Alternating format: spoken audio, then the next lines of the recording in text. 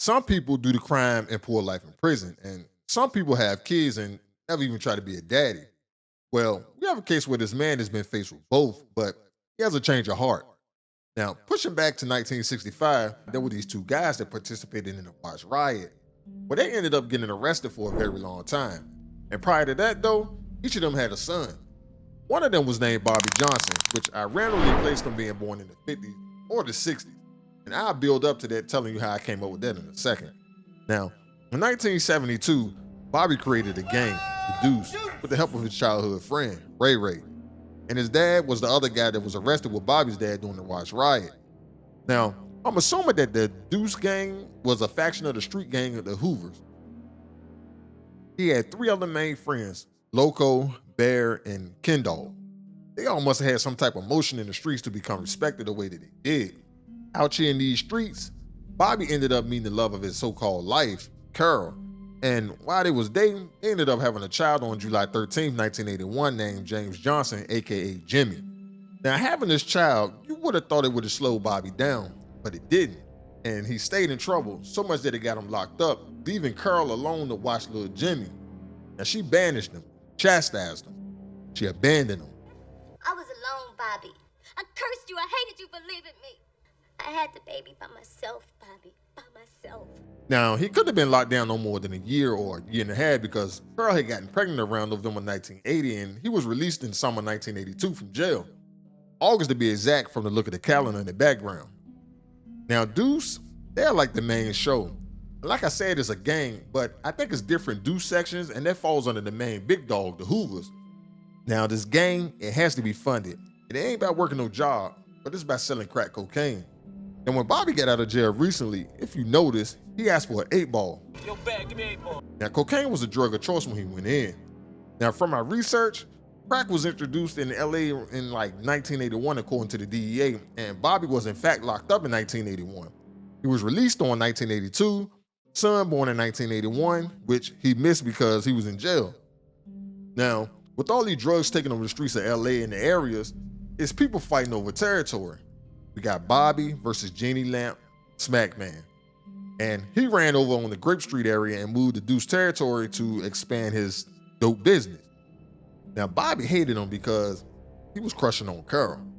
He was giving her money, cigarettes, PCP. I think he gave her a little log action too, if you want to keep it real.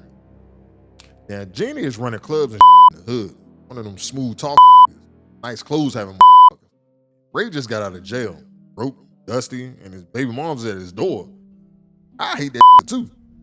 Now, time to turn his lights off because he's fucking up business. But where the Smack Man went wrong is when he basically kidnapped Bobby one night and made him hit that nose candy. Turned my boy into a certified zombie. Now, a little school lesson.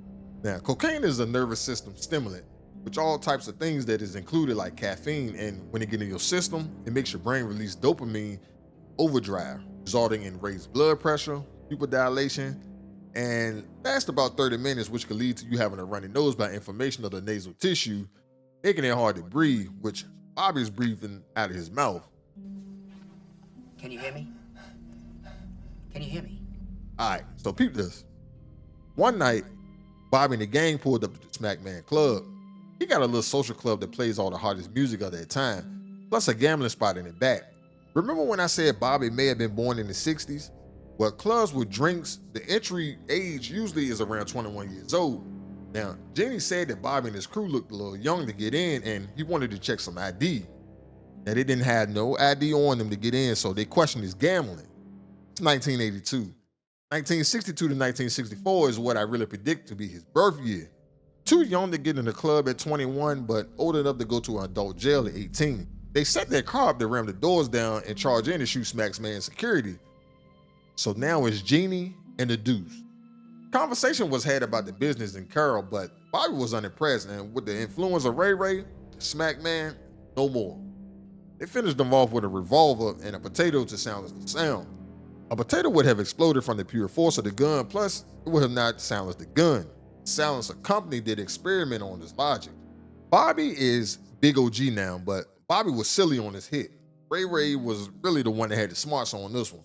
Now, he had the gloves on while Bobby used his bare hands to touch the gun.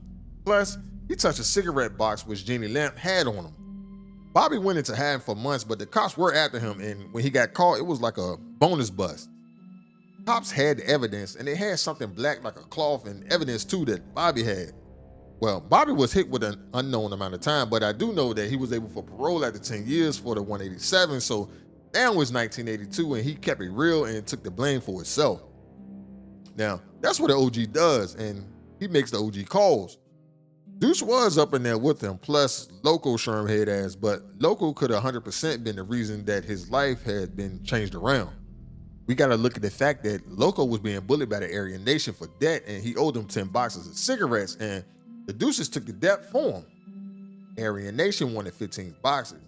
It went even more downhill when Bobby found out that Ray Ray, his right-hand man, had little Jimmy out there stealing radios for him, and he got shot in the back.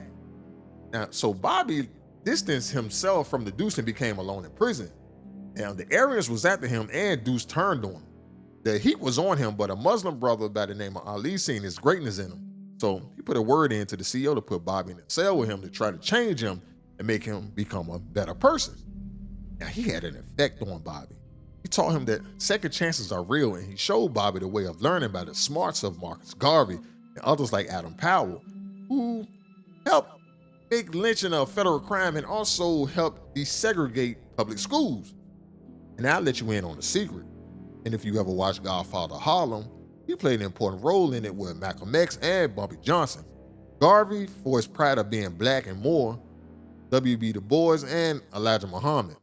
Bobby changed so much that, guess what? He was shining the Aryan shoes with no repercussions. Now, Bobby's life changed, and so was his son's. Now, he went up for parole 6 times and got denied, but they looked at him as a threat. But after meeting Ali and changing his image and perception, he got parole. Congratulations, Bobby. Now, Deuce is denounced, right? He's going home to save his son, but his son is in his boy's home. Now, his mom lost him, and if you notice, Bobby is faith motivated. He looks up to God and says, "Don't let this be happening." See, I told you. Bobby really did change. He didn't switch up when he got home, though. Bobby found out what home he was in, but he couldn't see him because there was a visitation regulation, plus convicts couldn't get immediate visitation, but the director somehow let him see him. Now, Bobby lit up like a child seeing his son.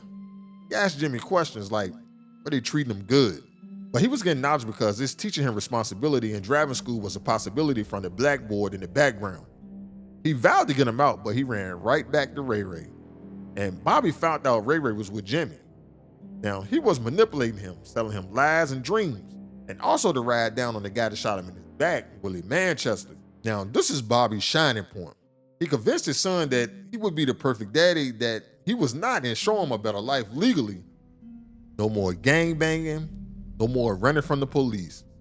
Stop the shooting of Willie Manchester and saved his son, James Jimmy Johnson. Character debunked complete.